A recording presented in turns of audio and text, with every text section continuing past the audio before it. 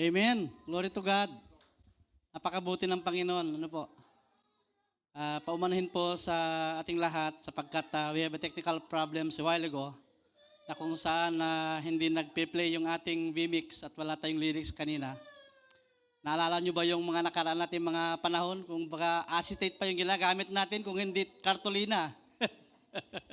Isang gitara lang, may kartolina. Solve na tayo sa ating praise and worship. Amen? Ngayon, high-tech na. Kaya meron mga vmix, meron tayong tinatawag na Zoom, at meron na tayong mga internet issues. So, sometimes it's very hard to come back where we came from. And it is also part of our message today as we look back where we were and where we are now. Amen? It's good to look back at times where we were at and asan na ba tayo? Saan ba tayo nakarating? Amen? Let's bow down and pray for a while. Heavenly Father, once again, we thank you, Father. We worship you. We honor you with your great holy name, Lord God. We bow down before you, our hearts, humbling before you, Lord God, for truly you are great and you are to be honored, Lord God, with your children. Having this corporate worship, Lord God, may your name be exalted, Father God, and may your name be glorified, O Lord, as your message be expressed, Lord God, be proclaimed today, as your goodness will always be manifested to each one of us. Your name be glorified. Thank you, Father God. Guide me through, Lord. In Jesus' name, amen. So first of all, it is a good to see that people you have met or we ourselves has been having been informed what is the scenario of what is eternity is all about. So people around us should have to be informed what eternity brings to people. Amen? It's either eternity hell or eternity heaven. There's nothing in between. So you have to choose. Kumbaga yung nag-answer ng dalawa lang ang blank, it's either yes or no. Dalawa lang. Ano po? So when we speak about salvation, we must have to understand first the very essence why we need to be saved. Bakit ba tayo kailangang maligtas? Ano ba ating kinalalagyan? So in the beginning and principle of our existence in life is to know who God is, who created everything. Sino ba itong Diyos na lumikha ng lahat? Amen? The very reason why is the very fundamental truth about God and His holiness and the serious issues between man and God, as we read that in Genesis onwards. So we know that we could not grasp the whole identity of God, but at least a person should learn or study about Him. It's a must. So why? Because ignorance about God will not change anything about Him and even the mankind issues with Him. That's a fact. Hindi siya pwede magbabago. In this principle, this is good enough as a motivation for each one of us to have a personal study in the Bible and to learn more about God, who really God is. Amen? It's a personal encounter that we have to look at. In the absence of the knowledge about the Creator, it will bring more chaotic life in one's life. In effect, people who we call atheists will be more harder for them to reach out because hindi pa nila alam kung may Diyos nga o wala. They don't even believe if God exists. So mas mahirap patagpo ito. So even those who have knowledge about Christ but don't have a serious relationship with the Lord Jesus Christ, salvation is just another topic that come along the way in their lives. So without seriously taken the whole context of God's redemptive program of God, people will always be wandering and end up doomed to destruction. Many people will claim, mahal naman ako ng Diyos eh. and in God mystery of true relationship with God must be defined. That's why this one controversial verses as we look in Matthew chapter 7 verse 21 to 23. It says, "Not everyone who says to me, 'Lord, Lord,' will enter the kingdom of heaven, but only the one who does the will of my Father who is in heaven. Many will say to me on that day, 'Lord, Lord, did we not prophesy in your name, and your name drive out demons, and in your name perform many miracles?' Then I will tell them plainly," sabi ng Panginoong Yesus, "I never knew you. Away from me, you evildoers." Ang hirap, mga kapatid. If that will happen to one's life, all along, akala mo nasa Panginoon ka, and the end of your life, pag ikaw ay nakatagpo ang Panginoon, ang sasabihin sa'yo ng Panginoon, "Get away from me, you evildoers." You will have the big question, why? Ano bang ginawa ko? So it is important for us to learn the very principle of the scripture in the Bible as its context and for us to live about. Ipapamuhay mo. So we shall see the panoramic view of God's redemptive program that we are involved. Pag sinabi panoramic, ano yan eh? Ginanyan mo. Hindi siya isang glance lang. Not in the middle, not on the end, not even in the start, but the whole picture. The clearer view of understanding of the word transformation. Kaya nga yung pamagat natin, transformation. It is happening within. As we look back, saan ba tayo nanggaling? Where we were? Me at once, when I look back, parang karimari-mari mga aking nakaraan. I could not even imagine that I am standing before you here. Meaning, our life should be a testimonial evidence and having a right understanding how and why we've been reconciled to God through Jesus Christ our Lord. Ito'y buhay na pahayag ng bawat mananampalataya. Otherwise, people without having this concept will keep celebrating the festivity every year as an ordinary traditional event passing by in their lives without really understanding the real purpose why we celebrate. This is more than that the world view about. So by now, I assume in this room, we all have the understanding about eternity hell and eternity heaven. Amen?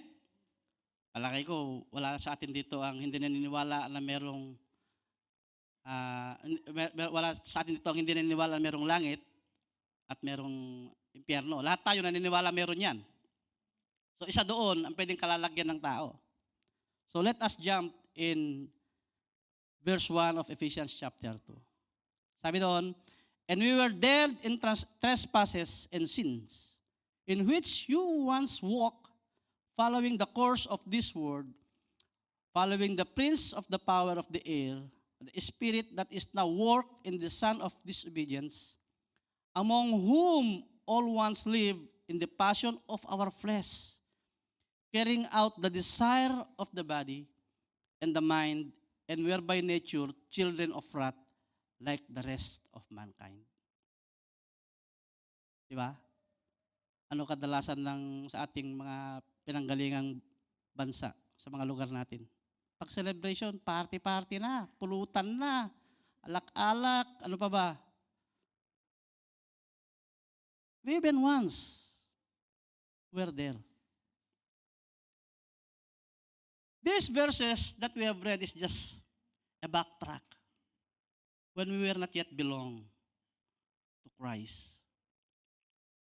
The picture of prodigal sons and daughters that were scattered around, being complacent with the worldview of self-gain principle. The world has the totally opposite direction to what God's direction. We are at once there, following the wrong course of direction of this world. We were doomed to hell, according to the standard of the Bible. And many people is still there. Ano sabi doon? Following the prince of the power of the air means under the influence of Satan. Ay, hari ng hangin. Kaya ano ba tawag natin pag may mayabang? Mahangin. Mahangin. So, disobedient people are under control by Satan. So, you have to understand that. They are living to satisfy the desire of their flesh. And naturally, deserve wrath of God. We deserve to die if we live like them. To be crucified. We were doomed to eternal death. That's why the sermon last Sunday is reminding us about necessity of obedience. It's all obedience, not just sacrifice. So without understanding this, people will keep rejecting Christ. People will keep ignoring the gospel. So in verse 4, sabi doon, but God being rich in mercy, because of great love with which He loved us, even when we were dead in our trespasses, made us alive together with Christ. By grace, you have been saved. So this is mystery, mga kapatid. Because of God's love and mercy, He sent His only begotten Son, died on the cross, that whoever believes in Him should not perish and have an eternal life. Malinis, di ba? Malinaw. John 3:16. Wala nang paligoy-ligoy pa. That is the gospel. For God so loved the world to save many. It's not just a propaganda. It is a serious program of God for mankind. So the same verse we are going to read in Romans 5:8, it says, but God demonstrates His own love for us in this. While we were still sinners, Christ died for us. Lasing ka dyan, napako na doon ang ating Panginoon. Pinagbabayaran niya yung kasalanan natin. So when someone gave you undeserved favor, anong tawag natin doon? That's grace. Amen? And the greatest favor that a person may receive from God is the salvation from eternal death. Wala nang iba pa. This is not the material blessing that we are talking about. Therefore, since we have been justified through faith, we have peace with God through our Lord Jesus Christ, through whom we have gained access by faith into the grace in which we now stand. Romans 5:1-2. Meron tayong access. So you see, grace is the unmerited, unearned love and undeserved favor from God. Now we discover God's riches for our lives through the grace He has given us as a free gift. Hindi ito binabayaran ni naman. The greatest gift is that we have received forgiveness of our sins. And that is the salvation starts in Christ Jesus our Lord. Because of His grace, God gives us, we are able then show grace to others as we seek to follow Jesus Christ day by day.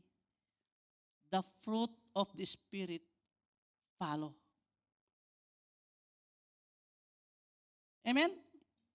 Kaya nga sinasabi, when a person work an 8 hour a day and receive fair payday, ang tawag doon, wages. No, wage, sweldo.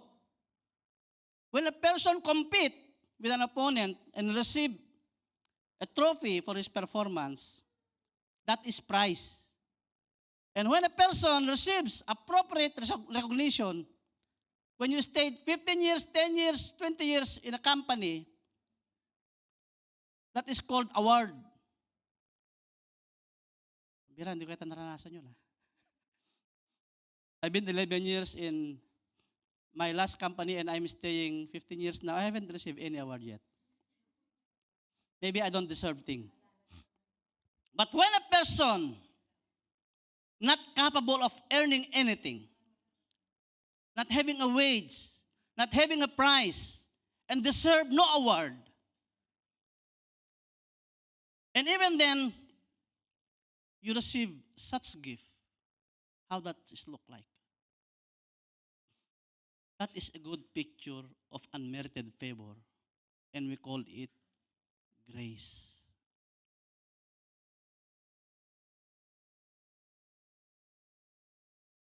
Has there ever been happen in your life na magulat ka na lang, may nagbigay sa'yo ng pabor na hindi ka katanggap-tanggap, hindi ibig sabihin, you are not undeserved. Think about that.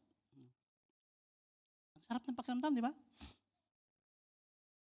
Bro, bayad na yung ticket mo pauwi ng Pilipinas. You don't even do anything yet. Ang sarap ng pakiramdam. There was a story. A young woman who left his family back home and went abroad. Pasko, umuwi siya. Of course, it's all excitement. Sumakay siya ng bus. He was having this excitement. Hindi siya makatulog sa bus. Sa probinsya kasi, kalagitnaan ng biyahe mo, doon, tandaan nyo ba yung mga ticket na binubutas-butas pa noon? Yun yung mga kaedad ko dito. Ngayon kasi pinipilas na lang di ba? Dati binubutas saan ka? Alam yung kilometrahe, di ba? Kung saan galing? Saan papunta? Pagdukot niya ng wallet niya, kinabahan siya, wala siyang 500 na buo kasi yun ang in-expect niya pambayad, wala siyang 500. Umiyak siya kasi nasa kalagitnaan siya ng biyahe, umiyak siya Lumapit yung isang mama. Sa awa niya, inabutan niya ng 100. Kasi 100 lang naman daw yung pamasahe. Di yung sa iyak ng babae sa tuwa niya, niyakap niya yung ang ganda pa man din ng babae. Itong binata, siyempre. Diba? Parang naasiwa siya. Tapos sabi niya, wala akong pasalubong sa mga anak ko. Sa awa niya, binigyan pa niya ulit ng 100. Sabi nung katabi, ang bait mo naman. Sabi niya, yan ang sabi ng Panginoon. Mabait daw dapat tayo sa kapwa-tao. Sometimes, you give favor, a grace to your fellow men, and it will come back to you, siksik, liglig, at tagu-ubapaw pa. Katulad kanina, pag-akyat ko sa bus, may napulot akong 500. Kaya binahagi ko yung 200. Kumita pa siya ng 300. Hindi niya narinig siguro yung kwento ng Ali na nawalan siya ng 500. So nobody deserves grace. Nobody deserves salvation. But then again, ang sabi nga ng ating kasulatan, because of His great love and mercy. In verse 6, sabi doon, by grace you have been saved and raised up with Him and seated us with Him in heavenly places in Christ Jesus. In verse 7, sabi doon, so that in the coming ages, He might show the immeasurable riches of His grace in kindness toward us in Christ Jesus. So ahead of us, there is a promise. Nakita na kayo ng bata na pangakuan ka? Nalala ko nung araw, pag ako nasa bahay at umalis yun, kasi nanay ko at that age of mga around 30s, 35, mid-40s. Meron yung mga kapwa nung asawa ko, yung mga kumare din yan nag-aalok-alok. Nood silang sine, so hindi pwede yung bata dahil siyempre merong edad yan, di ba? 30, PG 13 onwards. Iyak ka, iwanan ka sa bahay di ba? Anong sasabihin sa'yo? Huwag kang mag-alala, bibilang kita ng laruan, pagkain, at kung ano-ano pa. Of course, tuwan-tuwa ka kasi may pangako This is what should be our, gratitude. Pangako pa lang, magpasalamat na tayo sa Panginoon. A certain future with the Lord, as we live forward, we will always be an agent to manifest God's goodness to people because of His great promises in life. So, while living on earth, bearing all His holy name, and the Holy Spirit is guiding us through every day of our lives, we are holding a hope, pag-asa, that has been promised. As we go forward in our daily life, we proclaim God's goodness to mankind and share these promises. Alam mo, may pangako sa yung Panginoon. Ako nag-enjoy ngayon kasi wala pa yung pangako yun, pero alam ko, tutuparin niya. That's how you start, di ba? It's not a short period, a temporal promise. It's everlasting promise. Kaya nga doon, immeasurable riches is not limited to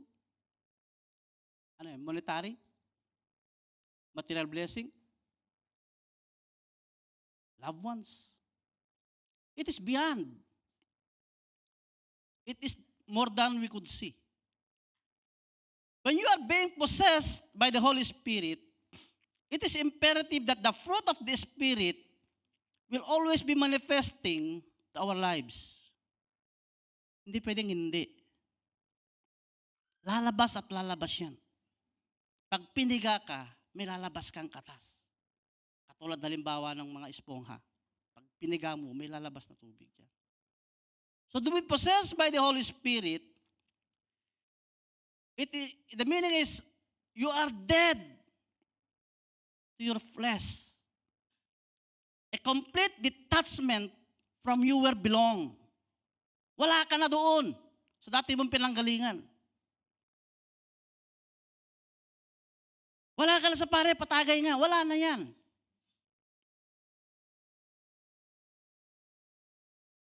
It will be like observing your body rather than being in your body. Tinitignan mo na ngayon, ano nga yung ginagawa ng aking buhay, ano yung ginagawa ng aking katawan. You are being conscious because what you have read in the Bible is steering you up.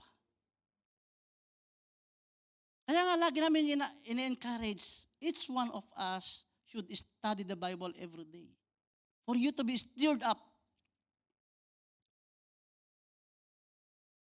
It is not just us anymore. Hindi na tayo ito eh.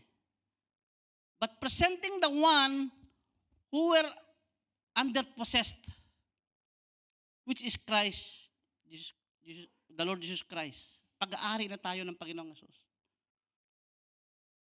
So the filling of the Holy Spirit is to enable us to walk by the Spirit and not by the flesh, not by the sight. We now be having the difference because the walk in the Spirit is rest, not at work.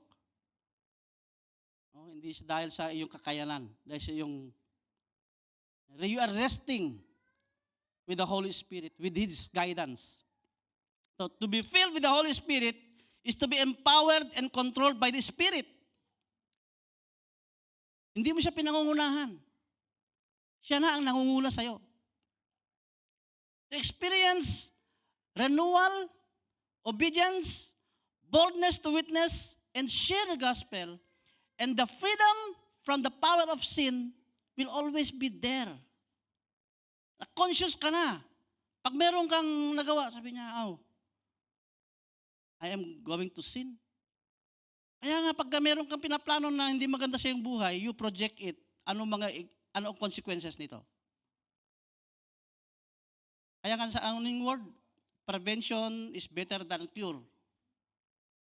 Kaya tinuturuan tayo ng Panginoon to prevent, to run away from temptation.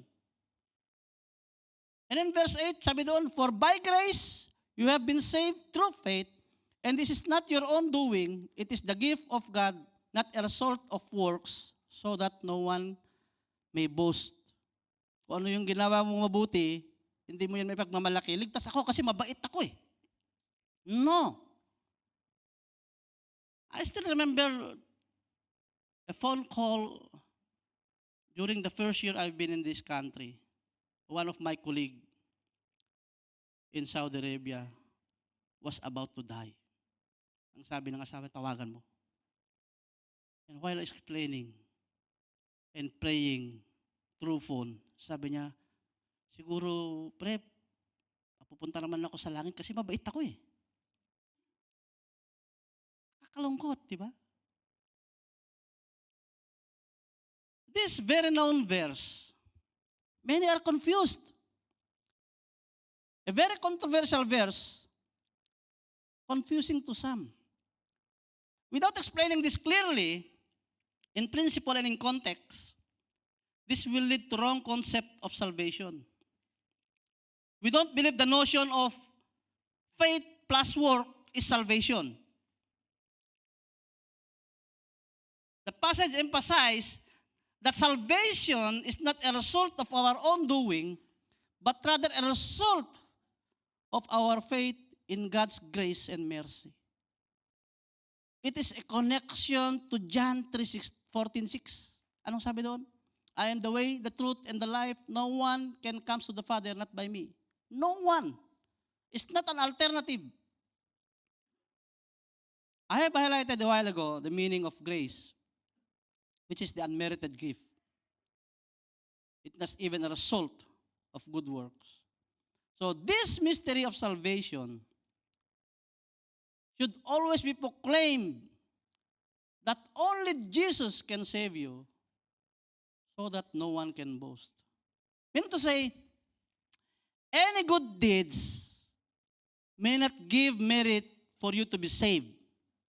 It is the other way around. It is the fruit of your humbleness and obedience to God. That's why you can do things good to your fellow men. Amen? Hindi natin sinasabi na save ka na kahit na hindi ka gumawa ng mabuti, ligtas ka na. It is a fake salvation. When you once saved, napakahirap mo intindihin sa tao na sinasabi niya ligtas siya na wala siyang mabuting ginagawa. Because that should be the fruit. You see, Jesus himself, he demonstrated how to be humble, surrendering himself. Alala niyo yung sa krus na napahayagan ko nung nakaraan, napapayawan ko sa preaching last time. 3 sila, di ba? Anong sabi ng isa? Nakakrus siya, kumbaga sa Tagalog, uy, ano ka ba? Hindi mo ba kilala ito? Panginoon, alalahanin mo ako kapag ikay nasa langit na. A simple gesture of humbleness. And from there on, ang sabi ng Panginoon sa kanya, today, you will be with me in paradise. He was assured of salvation outright. Nakapako siya sa krus. Wala naman siyang ginagawang mabuti pa. No sinner's prayer, no Bible studies, no good works. But then again, he was a recipient of salvation from the power of the cross. The Lord Jesus Christ assured him, humbling himself, acknowledging himself as a sinner. And that only Christ can save him, no one else. Save him from eternal death.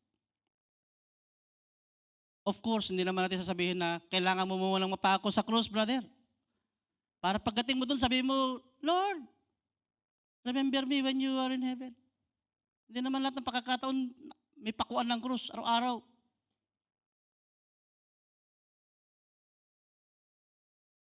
We have a different situation in life. Meron tayong kanya-kanyang tagpo sa Panginoon. Meron nga dyan nakulong dahil sa kanyang mga pinagagawang kalokohan at doon niya tagpo ng Panginoon sa loob ng kulungan. Paglabas, pastor. Diba? Kaya yung word natin last time nung ako nagpresito, yung P, di ba? He was being processed inside. Ano paglabas? Anong tawag natin? Ex-convict. So we are all ex-convict. Kaya pag pinapaalala sa atin, nitaning yung kasalanan natin. Nanlulumo tayo, di ba? But then again, we have to remember that we are already forgiven. Napatawad na tayo ng Diyos.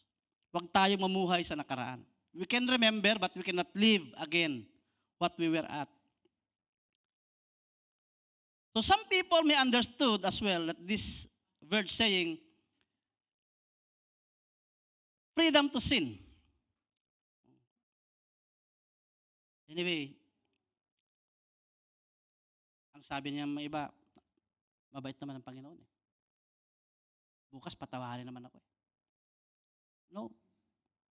As a children of God, we have to be conscious sa ating kinalalagyan that we are not abusing grace. Yung kasi nangyayari, minsan na-abuso yung grasya. Kaya ang verse 10 sabi dito, for we are His workmanship, created in Christ Jesus for good works, which God prepares beforehand that we should walk in them.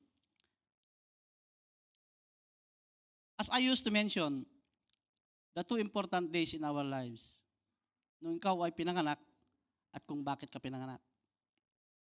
When you will discover why. Yan ang mga mahalaga na araw sa ating buhay. As Jeremiah chapter 1 verse 5 says, I knew you before I formed you in your mother's womb. Before you were born, I set you apart and appointed you. Napakasarap pakinggan itong mga ganitong verses, di ba?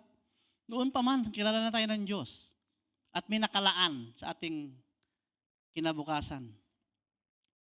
There will always be a brighter future in the Lord. Another is Jeremiah 29:11. Very favorite verses ng marami. Ano sabi doon? Ay, naku, ayaw ko na sabihin kasi kilala nyo na ito. 1, 2, 3, go.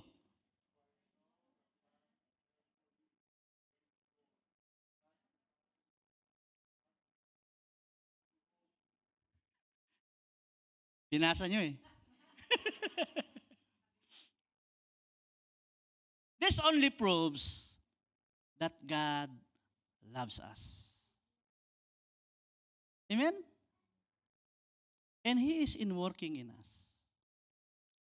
We are His workmanship, created in Christ Jesus to do good works. This was planned beforehand when you were born. Hindi ka pa pinapanganak, andyan na yan.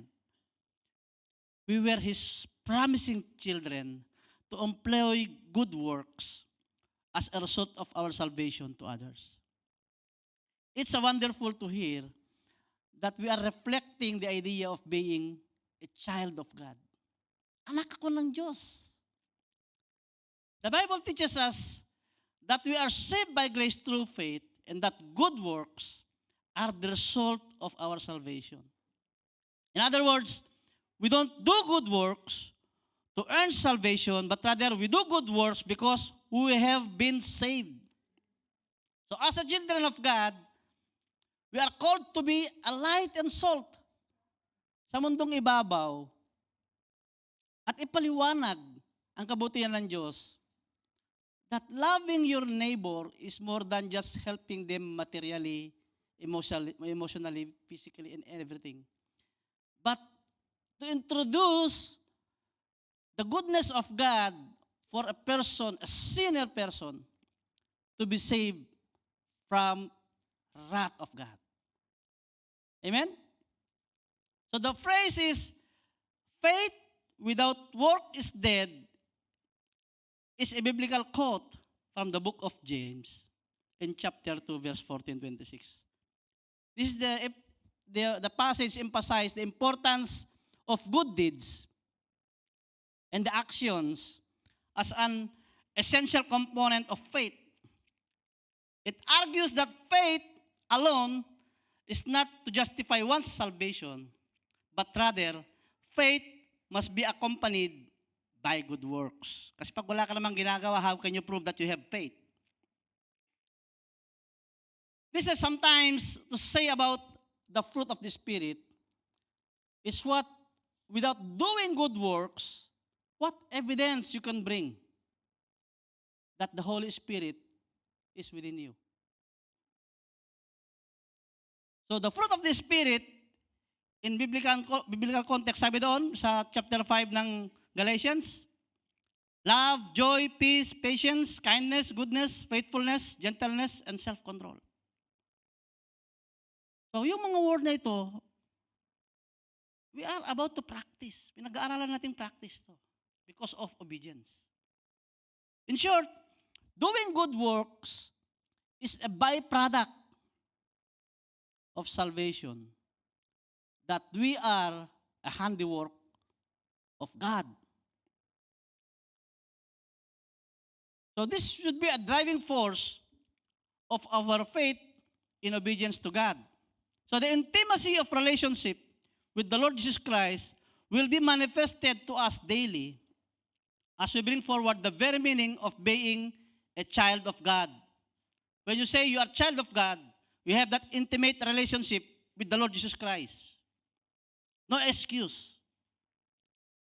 So it is imperative for you and me, as we have this excitement attitude, we should learn God's word every day.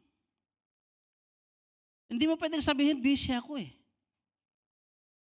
You can even watch series of Korean novela and you can say, busy ka, para hindi ka makapagbasa ng one chapter of the Bible. Or otherwise, yan naka one chapter na ako. Parang utang na loob pa sa'yo na nagbasa ka ng Biblia. No. It should be the excitement. Parang pupunta ka sa isang birthday ng isang anak mo na 1 year old. I have to read all these pictures before it flashes there. Because you are excited to read the very story of God.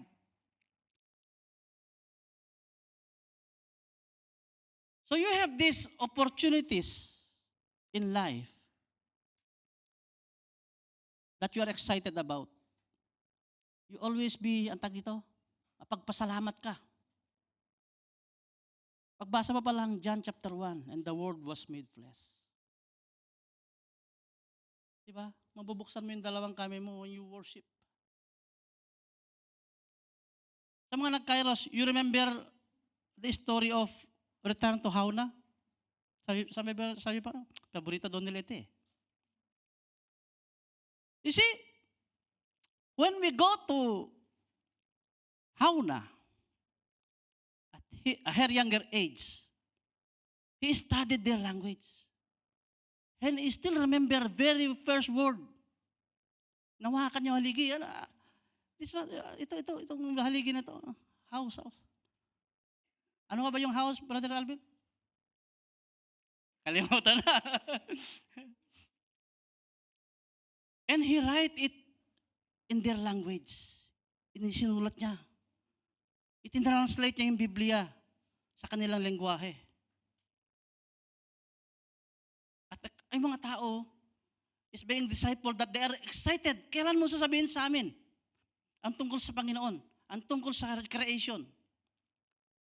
Because the story was, ang mga taong ito, they believe that ang kanilang lahi ay nanggaling sa crocodile, ang sa kabila, python. At least sa mga Pilipino, ang tawag nila, putok sa buho. Hindi sa hayop galing. Putok sa buho yan. No. You have to learn how created was taken. One mystery, lahat ng creation ng Panginoon, people, when was created, man was created, and he breathed. Lahat ng kinreate niya, bukod sa tao, ay wala. Hindi niya ito hiningahan. In summary, we have to learn how to have that intimate relationship sa Panginoon. Sa Panginoon, walang MU. Walang mutual MU kami ni Lord. Alam niya na yan, MU kami. No. It's a great process. Kaya nga pag sinare mo yung gospel, you have to go back. O naintindihan mo yung pag-usapan din kahapon. Noong nakaraang linggo, gusto mo pag-usapan natin ulit. Para ka nanliligaw niyan eh. Pabalik-balik. At yung kanyang oo sa una, huwag kayong maniwala. parang yung mga babae, pag niligaw niyo asawa niyo, oo, mahal kita, di totoo yun. It take process. Bago sasabihin niya, ay, maghihilik pala ito. Minsan, umuutot pala ito nang di inasabi. Until she embraced those. Masasabi mong may relation na kayo. Same with God, you know. When you have a relationship with Jesus, habang nag-aaral ka sa Kanya, tungkol sa Kanya, it's a process. Para kang batang lumalaki, di ba? Yung relationship, how your relationship grow with Jesus Christ. And when you experience a very great mystery happens to your life on earth, doon mo palang pinuprove na ang Panginoon nga ay totoo. Ganyan tayo mga tao eh. Sometimes we are seeking for some evidences.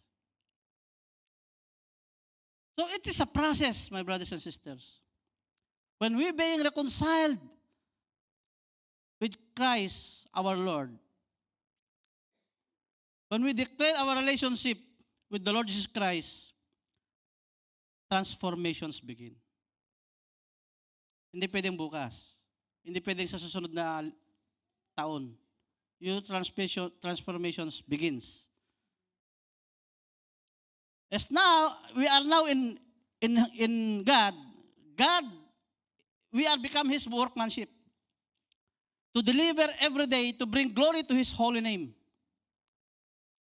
A transformed person has to be more boldly doing what the Lord says to demonstrate His good purpose in life.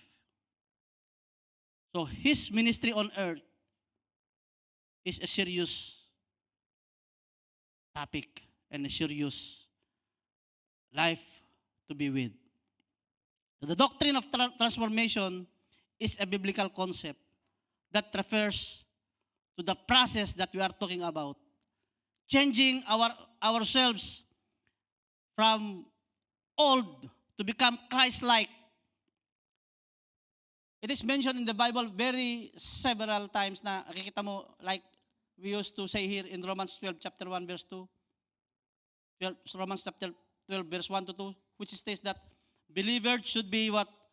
Not conforming to the pattern of this world, but rather we transform to be renewing our mind.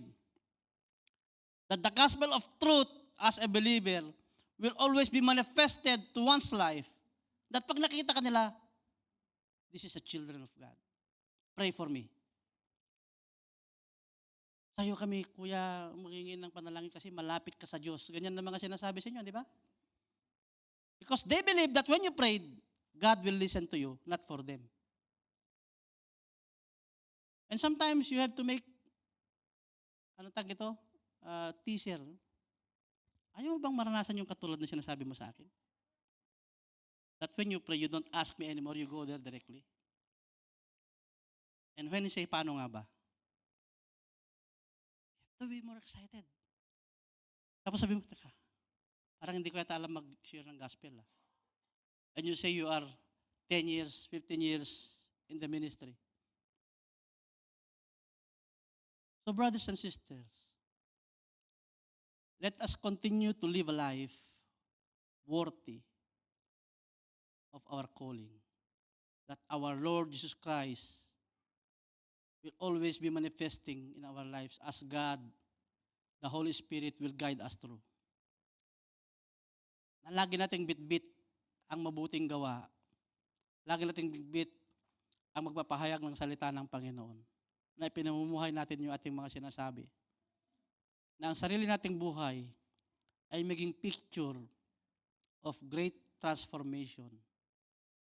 Na hindi katulad ng transformer na pinanood natin pabalik-balik sa sasakyan, sasakyan robot. Kaya kung mapapansin ninyo, yung title ay parang transformer na itsura. But not to emphasize that you are living like a robot. To return to a car, then afterward to return to be a robot, and afterward to return to a car. It's a one-time transformation that God brings in one's people's life to proclaim the goodness of God. The Matthew 24 verse 14 says, And the gospel of the kingdom will be preached in the whole world as a testimony to all nations. And then the end will come. Our dream should be witnessing His arrival from a cloud as a children of God, being reconciled to Him in physical form of marriage, as we are, as church, considered as the bride, and Jesus Christ is the groom.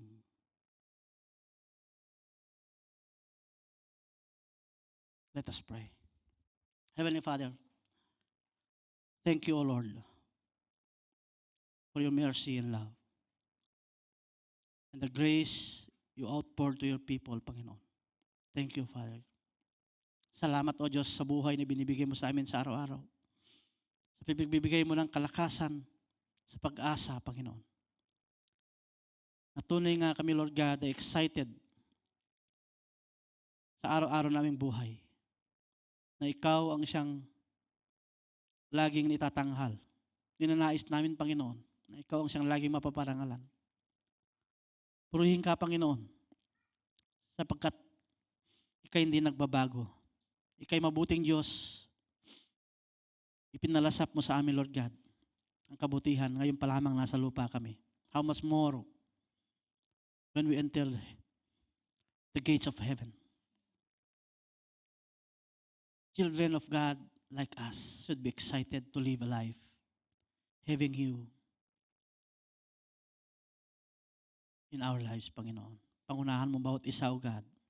May your name be exalted sa buhay na bawat isa wherever we are. And as your children, humbling ourselves before you, we worship you, Father.